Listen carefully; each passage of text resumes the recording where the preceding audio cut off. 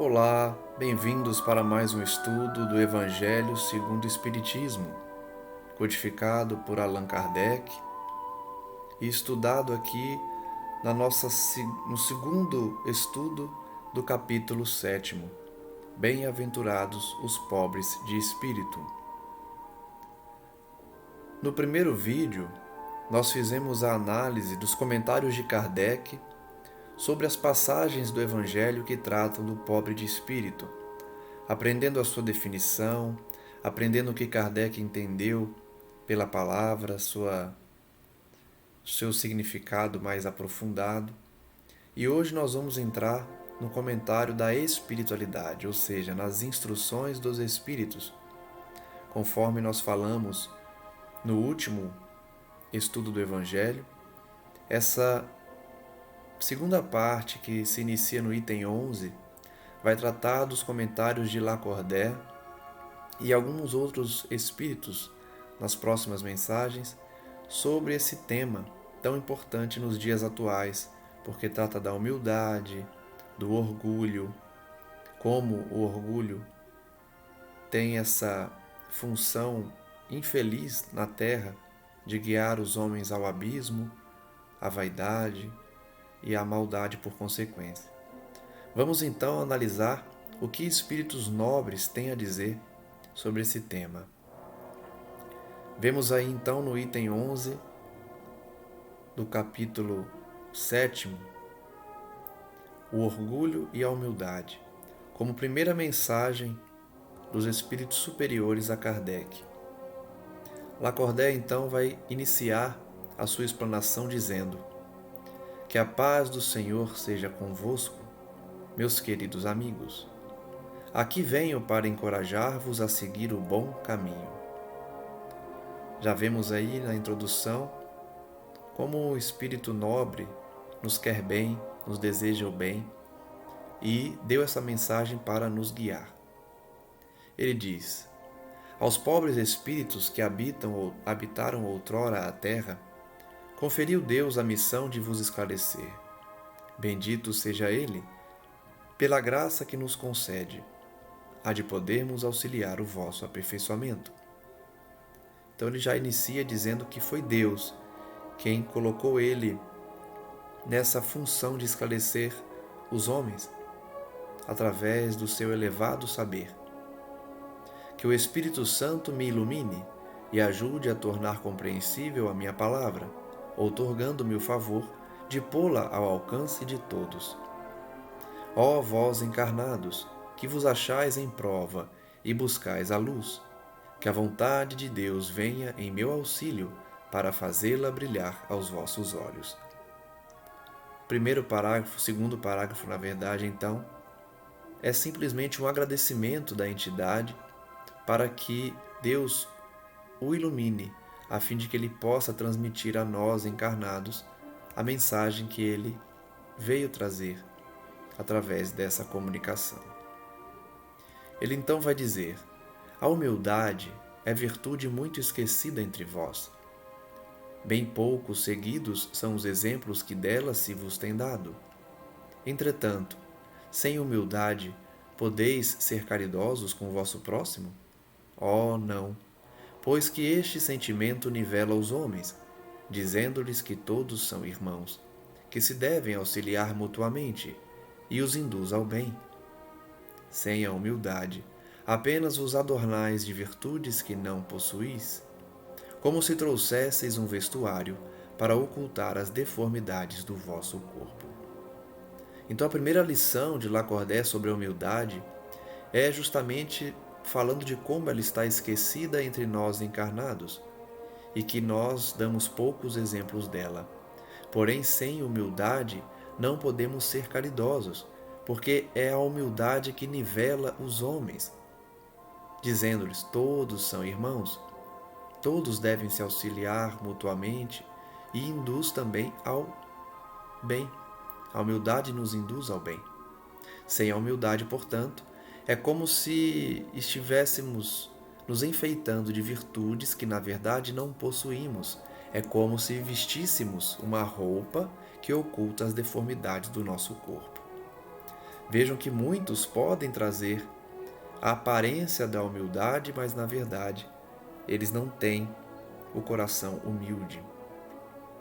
Lembrai-vos daquele que nos salvou, Jesus. Lembrai-vos da sua humildade, que tão grande o fez, colocando-o acima de todos os profetas.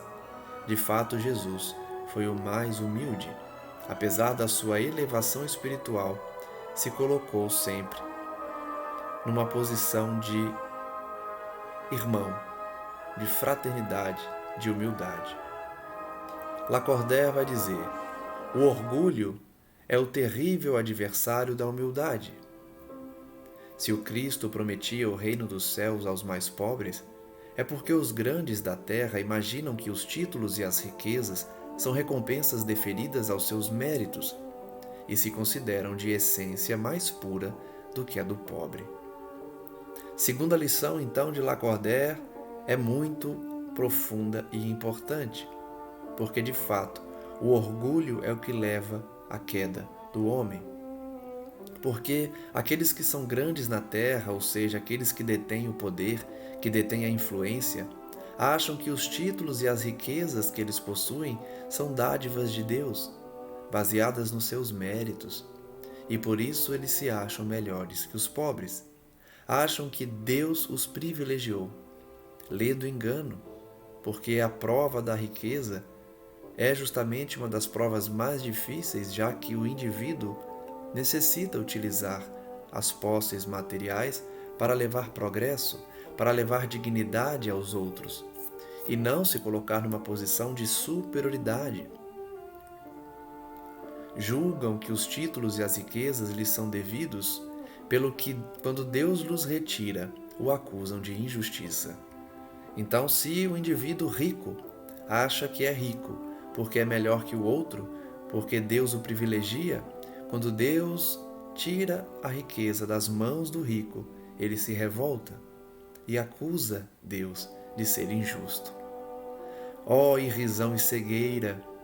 Pois então Deus vos distingue pelos corpos? Pergunta Lacordaire. O envoltório do pobre não é o mesmo que o do rico? Terá o Criador feito duas espécies de homens? Tudo o que Deus faz é grande e sábio. Não lhes atribuais nunca as ideias que os vossos cérebros orgulhosos engendram. Então, o próprio Lacordaire responde que é um erro terrível o rico pensar que Deus retirou por injustiça a riqueza das suas mãos, porque nós não somos diferentes dos nossos irmãos de outras classes sociais. Deus não faz distinção de corpos. Os corpos são os mesmos, do rico e do pobre. Por isso, Deus não fez duas espécies de homem. E nós não podemos atribuir a Deus os atrasos de pensamento que nós carregamos.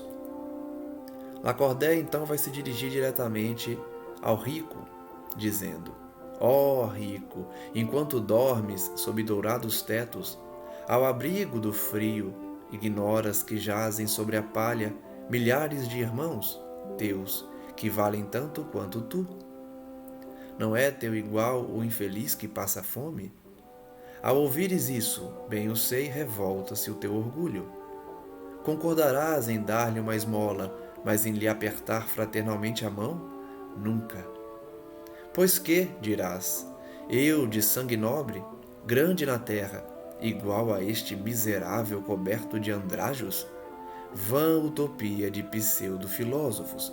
Se fôssemos iguais, por que eu teria Deus colocado tão baixo e a mim tão alto?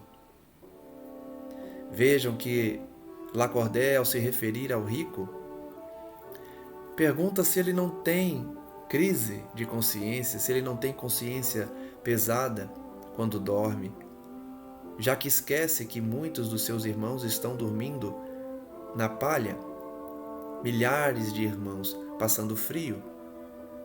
Aquele que passa fome e frio não é igual a tu? Pergunta Lacordaire ao rico. E ele sabe que quando faz essa pergunta, fere o orgulho do rico, revolta o teu orgulho. Porque esse pode até dar uma esmola, mas nunca apertará a mão de um pobre e vai dizer que não é igual a ele. Porque se fossem iguais, Deus não colocaria ele numa posição inferior. Esse é o pensamento do orgulhoso.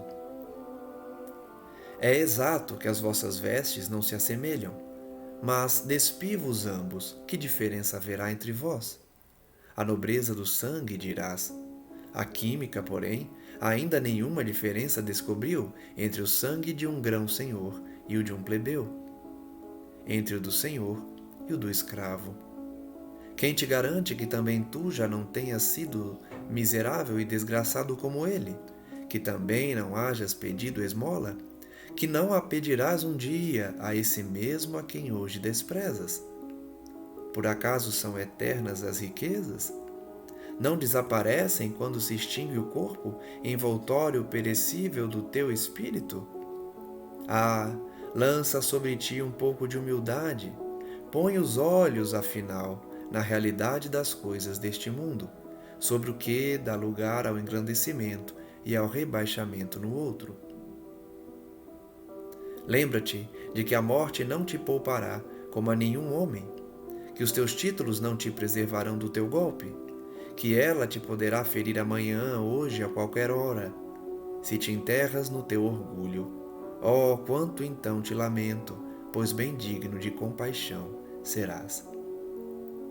Lacordaire, então, lamenta pelo rico que prossegue com seu sentimento orgulhoso, porque essa igualdade que existe entre os indivíduos é colocada por contrariedade pelo rico. E Lacordaire responde: por acaso os seus corpos são diferentes? Se tirar a vestimenta que de fato é diferente, os seus corpos teriam alguma diferença? A química do sangue? E quem garante que o rico de hoje não foi miserável ontem? Que não pediu esmola, que não pedirá um dia exatamente a esses que hoje desprezam? Por acaso as riquezas não desaparecem quando o corpo morre?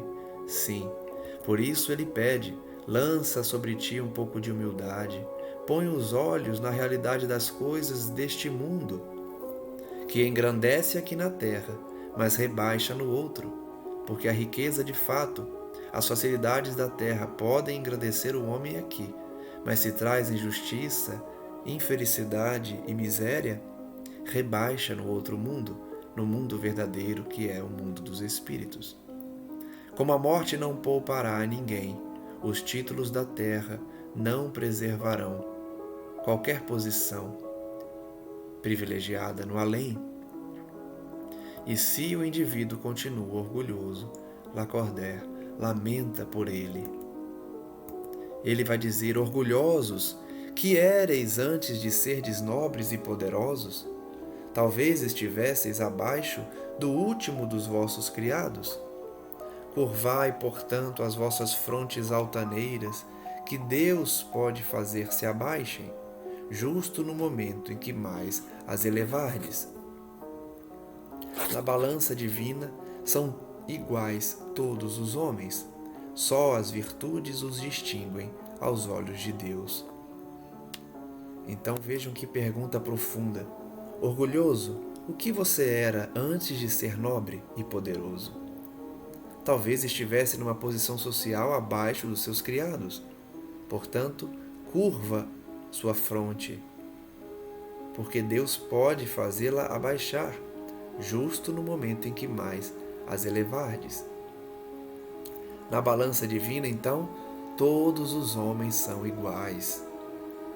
Só as virtudes os distinguem, e nós sabemos aqui, por diversos estudos, que de fato no mundo espiritual o que diferencia um indivíduo do outro são as virtudes conquistadas, o bem que se fez na terra, as lágrimas que enxugaram.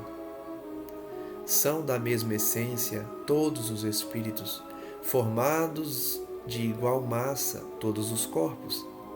Em nada se modificam os vossos títulos e os vossos nomes. Eles permanecerão no túmulo e de modo nenhum contribuirão para que gozeis da ventura dos eleitos. Estes, na caridade e na humildade, é que têm seus títulos de nobreza. Então vejam que os corpos físicos têm todos a mesma origem e todos o mesmo destino, que é a morte. Porém, o espírito sobrevive, e os títulos da terra e os nomes de família aqui da terra em nada modificam os corpos e a posição do espírito no além. O corpo permanecerá no túmulo junto dos títulos e nomes e não influenciará na vida espiritual. É na humildade que reside os títulos de nobreza no mundo espiritual. Pobre criatura, diz Lacordaire, és mãe, teus filhos sofrem, sentem frio, têm fome, e tu vais, curvada ao peso de tua cruz, humilhar-te para lhes conseguires um pedaço de pão. Oh, inclino-me diante de ti, quão nobremente santa és e quão grande aos meus olhos. Espera e ora, a felicidade ainda não é deste mundo. Aos pobres oprimidos que nele confiam, concede Deus o reino dos céus.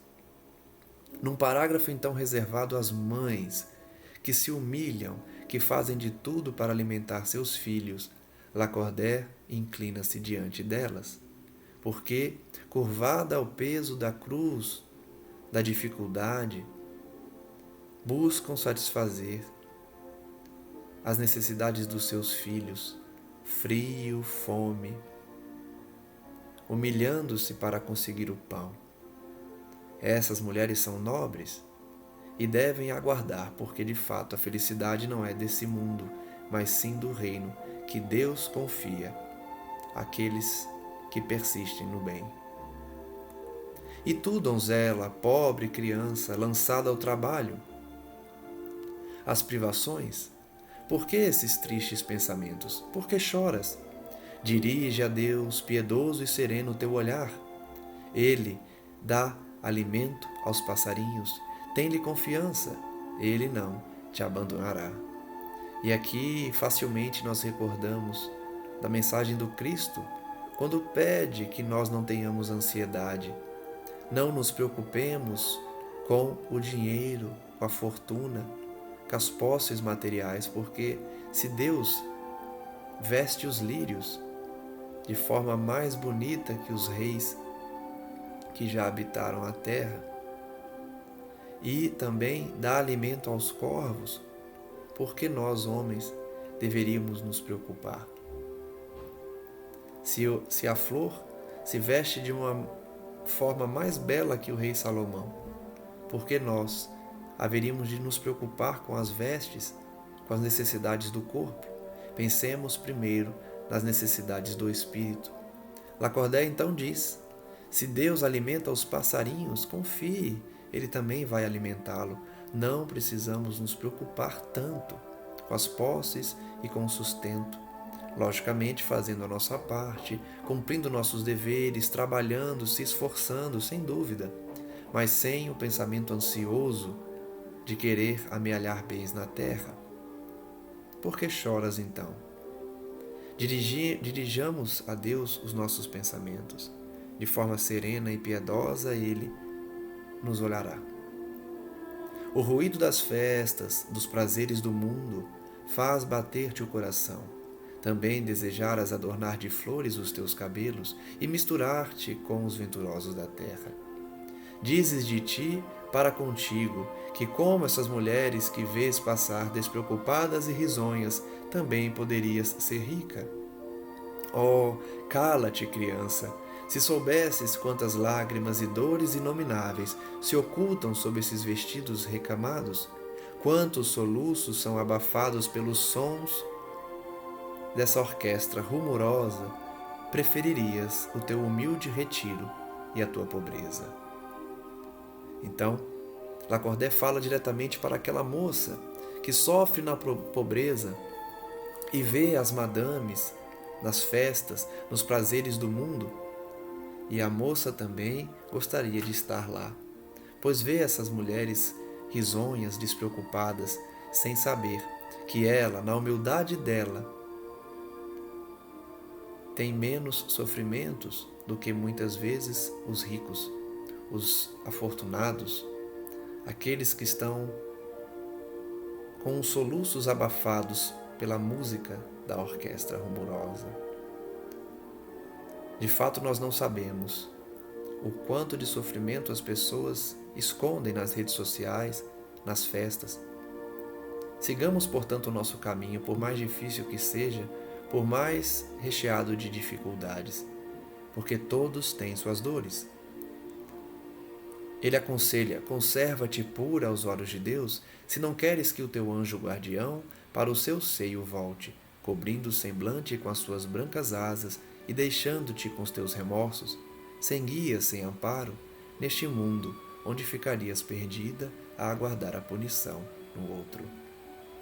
Ele então pede: conserva a humildade, porque se ficares orgulhosa, o seu anjo guardião deixará de acompanhá-la e você ficará sozinha com seus remorsos, sem amparo e sem guia no mundo, perdida, aguardando a punição no mais além. Então, devemos refletir sobre essa mensagem, não mantendo o orgulho, não tendo qualquer sentimento de revolta e aceitando a nossa condição para fazer o bem, para cumprir nossos deveres e não desejar a vida dos outros. Todos vós que dos homens sofreis injustiças, sede indulgentes para as faltas dos vossos irmãos, ponderando que também vós não vos achais isentos de culpas.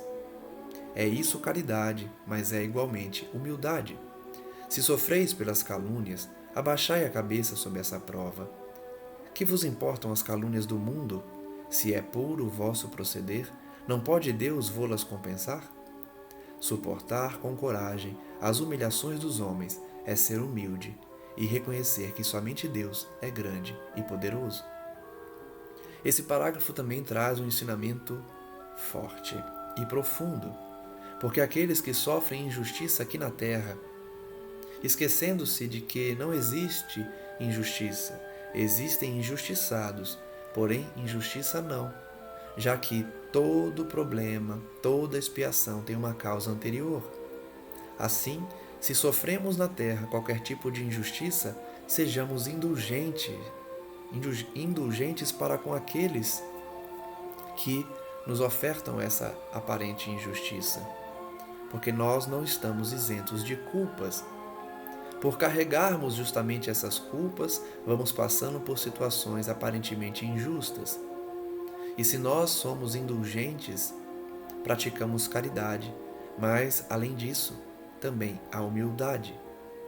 Se baixamos a nossa cabeça perante a prova, diante das calúnias, que importa essas calúnias?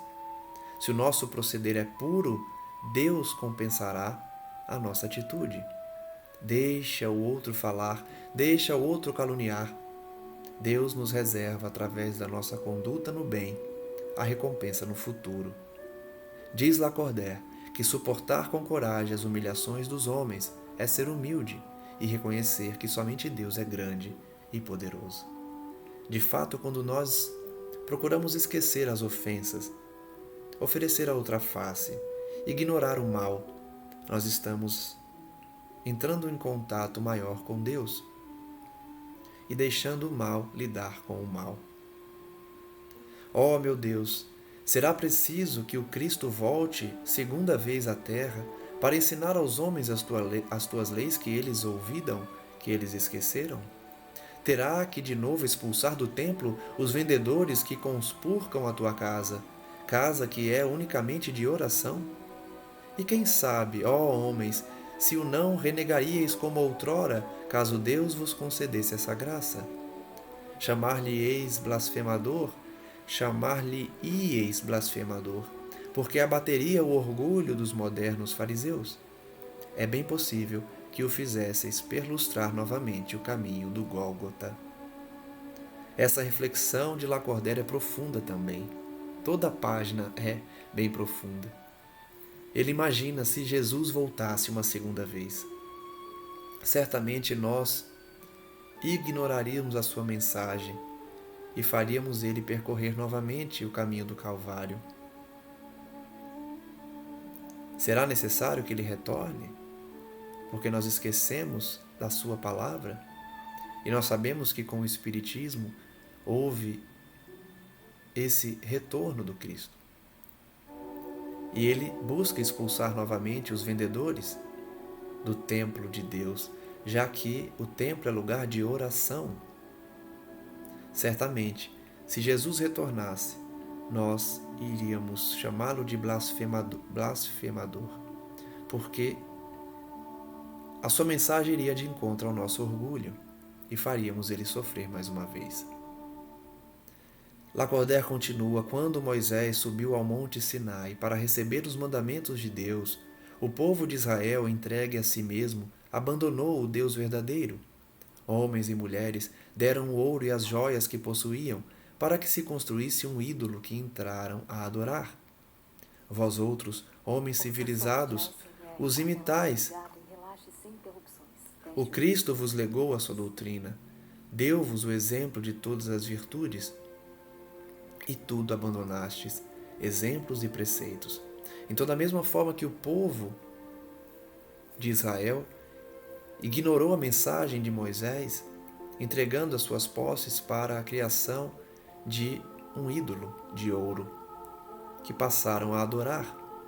Nós, hoje, na modernidade, imitamos o povo de Israel ao tempo de Moisés. Porque o Cristo deixou sua doutrina, deu o seu exemplo e nós abandonamos. Por isso, concorrem as nossas paixões. Fizemos um Deus ao nosso jeito, segundo uns, um Deus terrível e sanguinário, segundo outros, um Deus alheado dos interesses do mundo. O Deus que fabricastes é ainda o bezerro de ouro que cada um adapta aos seus gostos e às suas ideias. Vejam o quão atual é a mensagem de Lacordaire. Até hoje, nós nos comportamos como o povo de Israel, que criou um ídolo de ouro e passou a adorá-lo. Nós também criamos um Deus que se adapta aos nossos caprichos, ou um Deus implacável, ou um Deus que ignora os nossos problemas no mundo, adaptando, portanto, a divindade aos nossos gostos e ideias. Despertai, meus irmãos, meus amigos, que a voz dos Espíritos ecoe nos vossos corações. Sede generosos e caridosos, sem ostentação, isto é, fazei o bem com humildade.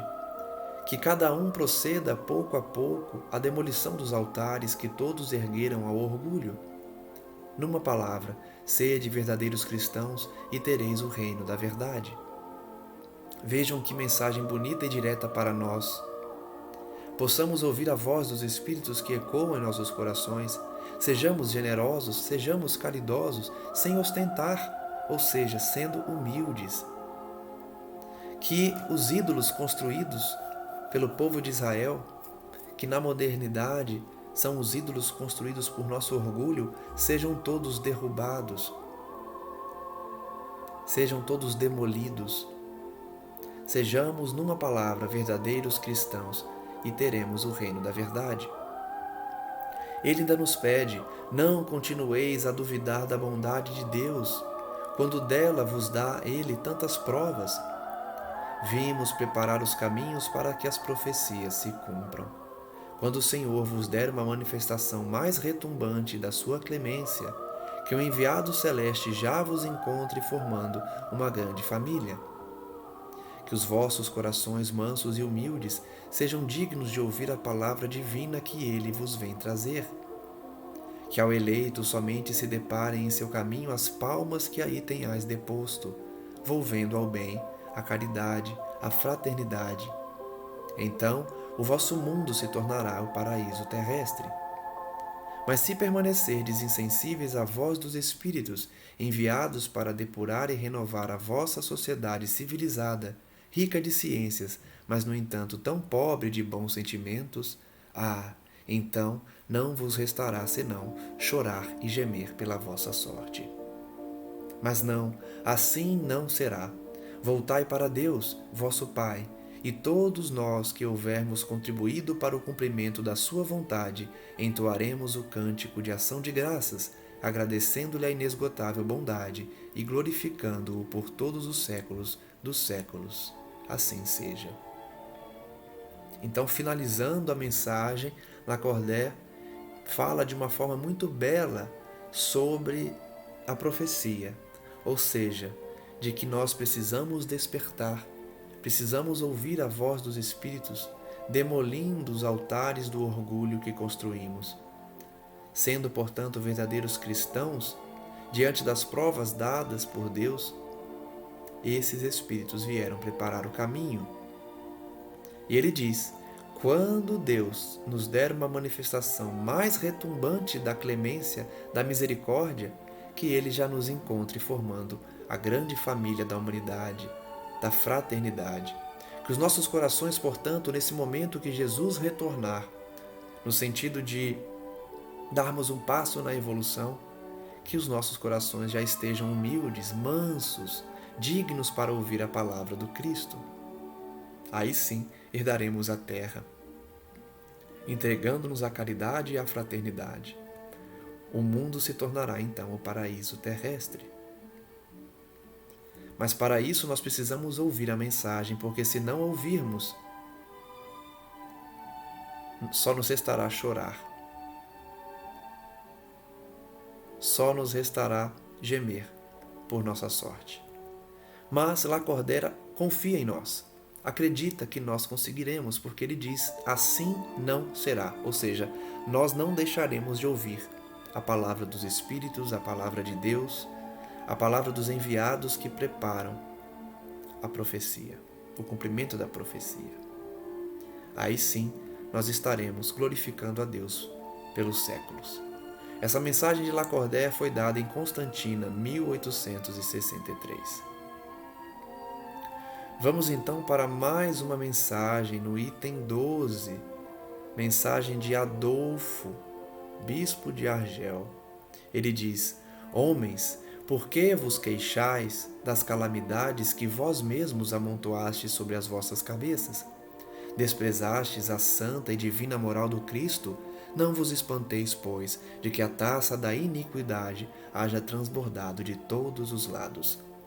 Então, esse espírito já começa dando bronca, puxando nossa orelha. Homens, por que vocês se queixam dos problemas do mundo, já que vocês apenas vivenciam aquilo que plantaram? Nós desprezamos as verdades do Cristo. Por isso tomamos a taça da iniquidade hoje, que transborda de todos os lados. Ele diz: generaliza-se o mal-estar. A quem inculpar senão a vós, que incessantemente procurais esmagar-vos uns aos outros? Não podeis ser felizes sem muita benevolência.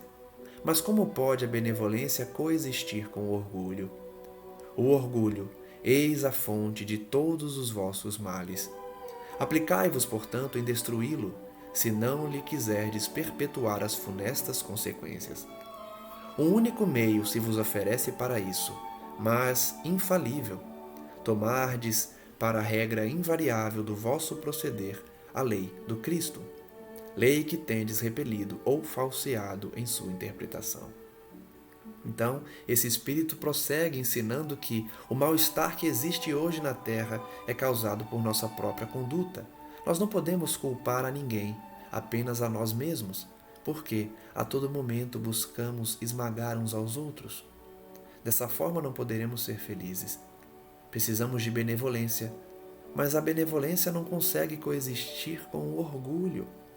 Precisamos, portanto, ser humildes, nos livrarmos do orgulho para termos benevolência. O orgulho é, de fato, a origem de todos os males da terra.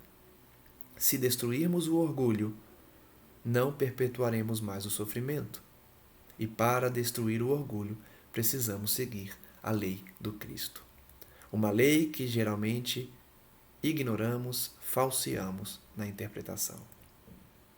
Ele prossegue: por que haveis de ter em maior estima o que brilha e encanta os olhos do que o toca o coração? Por que nós valorizamos mais o que brilha aos nossos olhos, os bens materiais, o belo, e não aquilo que toca o nosso coração. Por que fazeis do vício na opulência objeto das vossas adulações, ao passo que desdenhais do verdadeiro mérito na obscuridade? Ou seja, por que colocamos os bens materiais, a opulência, em primeiro lugar, desdenhando o mérito que se consegue no anonimato, fazendo bem sem mostrar a ninguém, sem exibir a nossa atitude, sem esperar a contraprestação, o reconhecimento. Apresente-se em qualquer parte um rico debochado, perdido de corpo e alma, e todas as portas se lhe abrem, todas as atenções são para ele, enquanto ao homem de bem, que vive do seu trabalho, mal se dignam todos de saudá-lo com ar de proteção.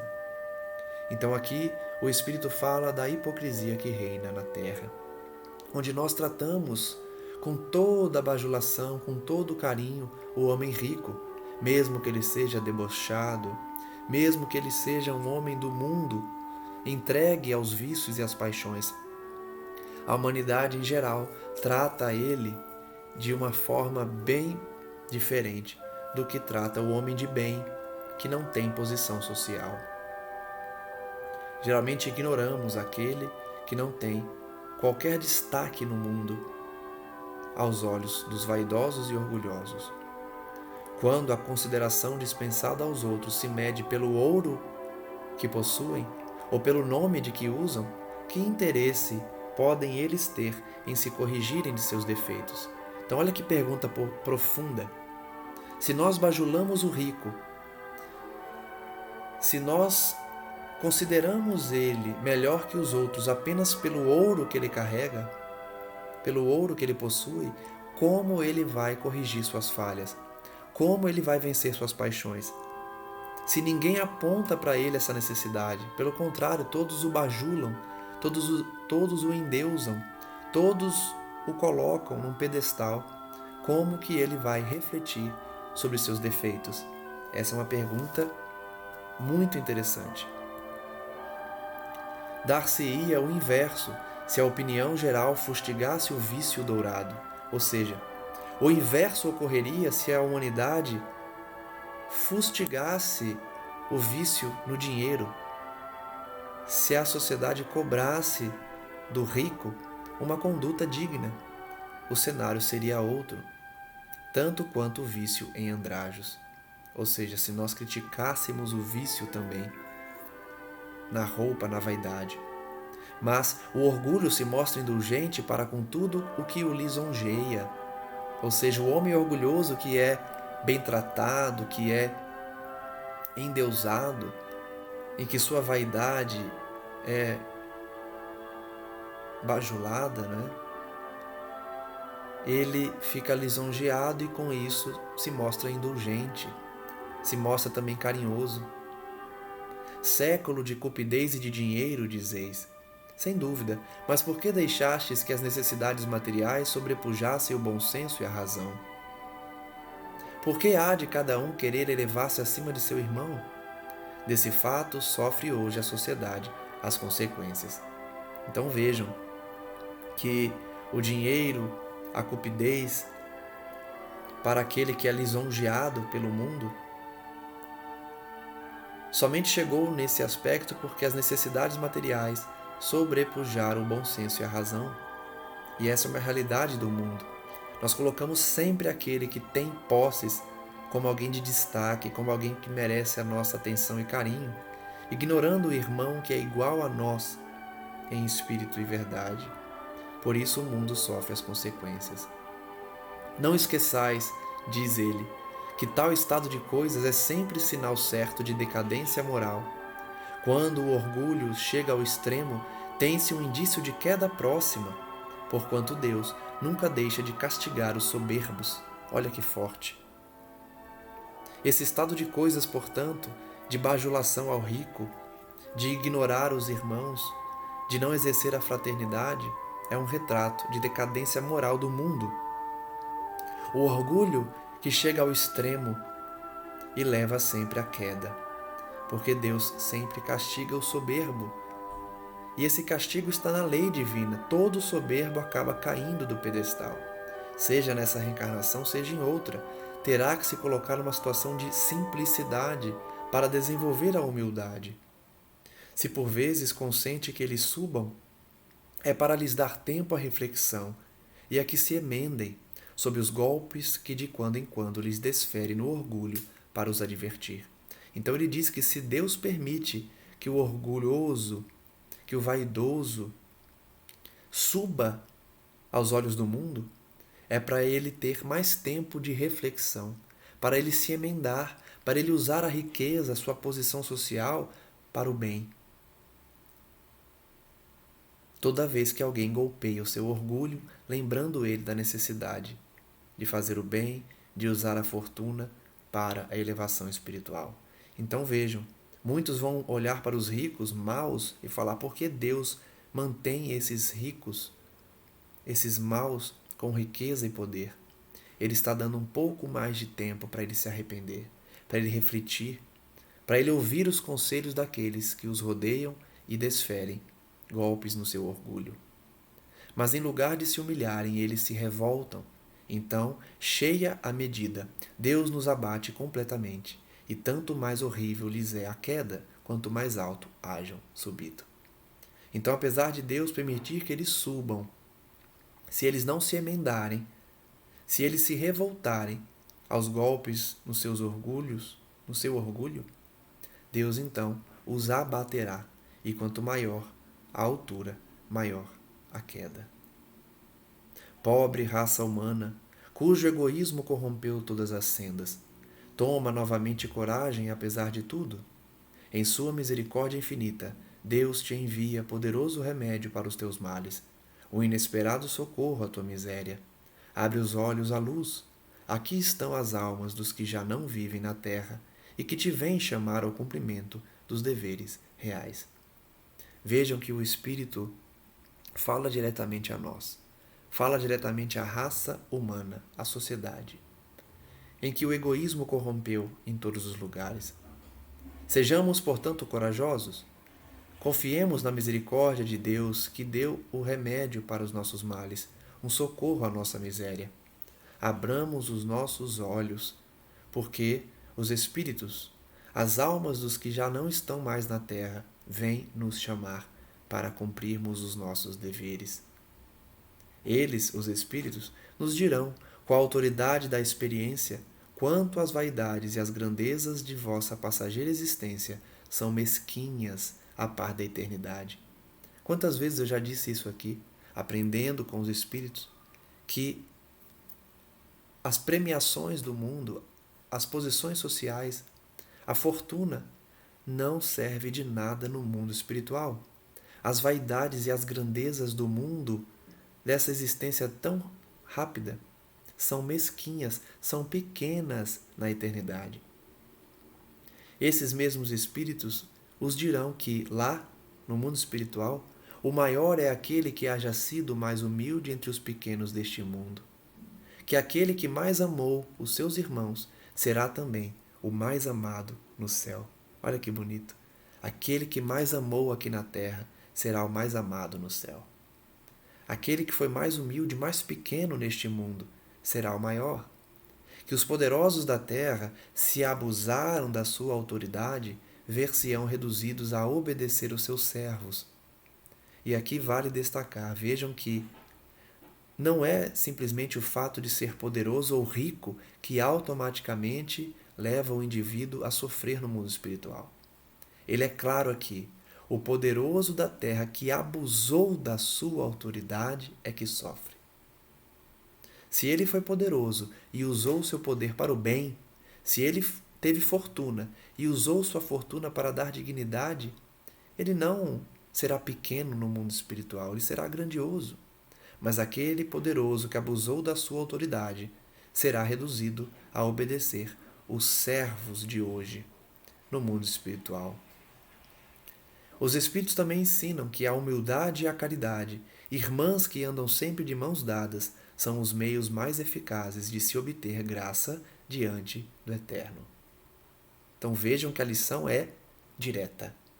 Para termos graça diante de Deus, precisamos exercer a humildade e a caridade. Mensagem de Adolfo, bispo de Argel, em Marmande de 1862. Vamos agora, já caminhando para o final do estudo, analisar a missão do homem inteligente na Terra. Essa mensagem é de Ferdinando, um espírito protetor. Diz Ferdinando, um espírito protetor: não vos ensoberbeis do vosso saber, porquanto ele tem limites muito estreitos no mundo em que habitais. Suponhamos sejais sumidades em inteligência neste planeta. Nenhum direito tendes de envaidecer-vos. Olha que forte! E olha como o indivíduo na Terra não segue esse conselho. Geralmente, aquele que tem muito conhecimento é vaidoso, se coloca numa posição de superioridade perante aqueles que não têm o mesmo conhecimento, o mesmo saber. Ele diz, então, não seja soberbo por conta do seu saber, por conta do seu conhecimento, porque esse conhecimento tem limites no mundo em que habitamos. Mesmo que nós sejamos gênios em determinada área, não temos direito de nos envaidecer. Por quê? Se Deus, em seus desígnios, vos fez nascer no meio onde pudestes desenvolver a vossa inteligência, é que quer a utilizeis para o bem de todos. É a missão do rico, é a missão do gênio, é a missão do inteligente: servir à sociedade. Não foi por acaso que Deus o colocou em um meio em que pudesse desenvolver a sua inteligência. Então, usa a sua inteligência para o bem de todos, para o bem coletivo. É uma missão que vos dá, pondo-vos nas mãos o instrumento com que podeis desenvolver, por vossa vez, as inteligências retardatárias e conduzi-las a Ele. Olha a missão do intelectual, do sábio: levar aqueles que não têm o mesmo poder de raciocínio para contatar Deus, para compreender Deus. A natureza do instrumento não está a indicar a que utilização deve prestar, se pergunta então Ferdinando. A enxada que o jardineiro entrega a seu ajudante não mostra a esse último que lhe cumpre cavar a terra? Então olha que interessante a analogia que ele vai fazer. Se Deus nos deu a inteligência, não é para usarmos, não é uma ferramenta isso? A inteligência não é uma ferramenta? Quando então um jardineiro entrega a enxada ao seu ajudante, é como Deus nos entregando a inteligência. O jardineiro entrega a enxada para que o ajudante cave a terra. Deus nos entrega a inteligência para que nós auxiliemos a sociedade. Que diríeis se esse ajudante que recebe a enxada, em vez de trabalhar, erguesse-a para ferir seu patrão? O que você diria? Se o ajudante do jardineiro que recebeu a enxada levantasse a enxada para ferir o seu patrão, você diria que é horrível isso, que ele precisa ser expulso. Pois bem, não se dá o mesmo com aquele que se serve da sua inteligência para destituir a ideia de Deus, para destruir a ideia de Deus e da providência entre seus irmãos? Olha que profunda essa pergunta. Aquele que recebe a inteligência, portanto, de Deus. Na verdade, nós desenvolvemos a nossa inteligência nas existências passadas, mas Deus permite que nós nasçamos com a inteligência, que nós reencarnemos, num cenário que possibilite o desenvolvimento da nossa inteligência. Então, foi pela permissão divina que nós desenvolvemos a inteligência. Se utilizarmos, portanto, a inteligência para destruir a ideia de Deus, é como um ajudante que levanta a enxada para ferir o seu patrão. Aquele que se usa da inteligência para destruir a ideia de Deus e da providência entre seus irmãos, levanta contra o seu senhor a enxada que lhe foi confiada para rotear o terreno. Esse terá direito ao seu salário, que foi prometido? Ele não merece, ao contrário, ser expulso do jardim? Olha essas perguntas. Quem utiliza mal a inteligência e todas as outras virtudes, todas as outras possibilidades, não só a inteligência, se faz mau uso, qual é a consequência? Vai receber o salário prometido? Vai receber as bênçãos, as recompensas prometidas? Ou vai ser expulso desse jardim? A mensagem é clara. Quem não dar bom uso às ferramentas que Deus concedeu será expulso do planeta, para um planeta inferior. Sê-lo-á, não duvideis, e atravessará existências miseráveis e cheias de humilhações, até que se curve diante daquele a quem tudo deve. Vejam a função da reencarnação num cenário infeliz, para fazer o indivíduo voltar-se para Deus. Ferdinando então vai finalizar. A inteligência é rica de méritos para o futuro, mas sob a condição de ser bem empregada. Se todos os homens que a possuem dela se servissem de conformidade com a vontade de Deus, fácil seria para os espíritos a tarefa de fazer que a humanidade avance. Olha só, se nós utilizássemos a inteligência para o bem, se utilizássemos a inteligência para cumprir a vontade de Deus, os espíritos, com muita facilidade, faria a sociedade avançar. Infelizmente, muitos tornam a inteligência instrumento de orgulho, de perdição contra si mesmos. O homem abusa da inteligência, como de todas as suas outras faculdades, e, no entanto, não lhe faltam ensinamentos que o advirtam de que uma poderosa mão pode retirar o que lhe concedeu. Então são muitos os alertas. O mau uso da inteligência e de todas as outras faculdades fará com que uma poderosa mão retire aquilo que concedeu. Essa é a mensagem de Ferdinando, um espírito protetor, em Bordeaux, 1862. Finalizamos então o capítulo 7, Bem-aventurados os pobres de espírito. Aprendendo então o conceito, a importância de ser humilde e a missão do homem inteligente na Terra. Reflitamos, portanto, sobre essas mensagens, sobre esses ensinamentos, para que exerçamos a humildade, abandonemos o orgulho e utilizemos nossas faculdades que Deus nos concedeu e nos permitiu desenvolver para o bem de todos. No próximo estudo do Evangelho, que será no domingo, estudaremos o capítulo 8, Bem-aventurados os que têm coração puro. Convido então a todos para acompanhar nosso estudo e reflitamos, portanto, na mensagem de hoje, finalizando com uma oração, como sempre fazemos, para agradecer a Deus a oportunidade do aprendizado, de colocar o Evangelho em nossas vidas, de enviar esses emissários para o nosso aprendizado, para a lição desenvolvida, e que nós estejamos aptos a receber essa mensagem, sintonizados com os nossos amigos espirituais, com os nossos guias, com o nosso modelo maior, Jesus Cristo. Que a bênção do nosso Pai possa cair sobre toda a terra e que nós utilizemos as faculdades que Deus nos concedeu para o bem de todos. Não deixemos que a inteligência ou o conhecimento nos torne soberbos. Sejamos, ao contrário, humildes de coração, porque as virtudes que realmente valem na pátria espiritual são as virtudes da alma. São as virtudes que desenvolvemos pelo enfrentamento das expiações, de forma resignada e com fé, além da prática do bem, da caridade, junto aos irmãos menos felizes. Agradecemos, portanto, mais uma vez e pedimos que os nossos amigos continuem a nos abençoar hoje e sempre, enviando as mensagens do mais além para o nosso progresso individual, a fim de que a Terra progrida em conjunto num cenário mais favorável para o desenvolvimento intelectual e moral dos indivíduos. Graças damos ao nosso Senhor hoje e sempre, e que assim seja.